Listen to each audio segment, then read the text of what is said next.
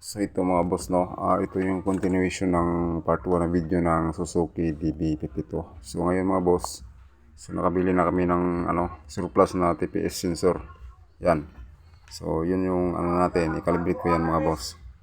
At sa pagkalibrate ng TPS sensor ay dapat yung kanyang throttle body assembly ay dapat tanggalin mo muna kasi masikip yung area ng makina na to. F6A, mahirap mag-adjust ng TPS kasi sobrang sikip, wala tayong screw na L.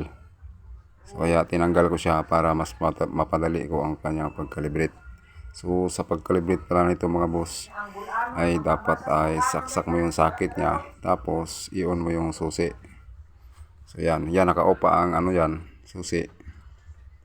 So sa pagkalibrate ito mga boss, i-on mo yung ignition switch, tapos i-adjust mo siya yung TPS. So dapat naka-fully close yung throttle mo at ang voltage na naka-fully close yung throttle. Sa signal voltage yan mga boss, dapat ay 0.3 to 0.4 yung kanyang signal voltage.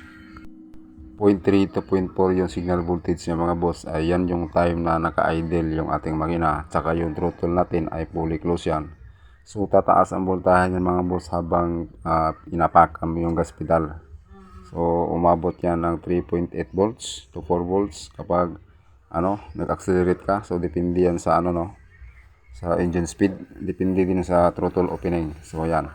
So kapag 0.3 to 0.4 na yung kanyang voltage niya habang naka-fully close yung throttle at saka tama na yan, so pwede mo na siyang ibalik yung kanyang yung kanyang throttle body assembly. So yun yung tamang pag-calibrate mga boss. Nagpalit pala ako ng nito mga boss, yung TPS na socket kasi nabasag yung socket nito. So palitan lang namin ng surplus lang yung pinalit kong socket dito. So ngayon wala pang socket yan, so nag-check muna ako ng kanyang signal voltage. So di pa naka-andar yung makina yan.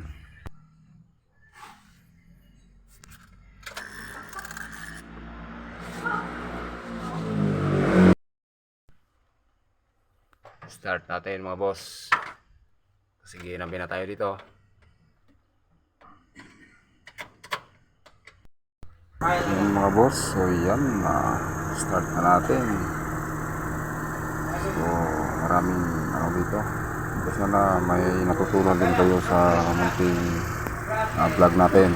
So yan, namatay na yung kanyang check engine. So wala na siyang dito, kahit di ko pa siya na-scan, pero pag start ko ay namatay kaagad yung kanyang check engine light. Pero scan ko rin ito mamaya kasi i-delete ko lang yung kanyang pinding na DTC. So yan mga boss, kumandar na siya. So maraming salamat palagi sa inyong panonood, lalo na sa mga followers ko yan, naging sumusuporta sa akin. So maraming salamat.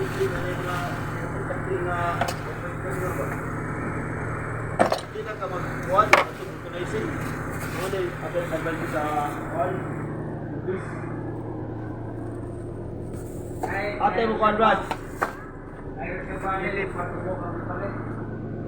Kasaman? Okay. Ingat.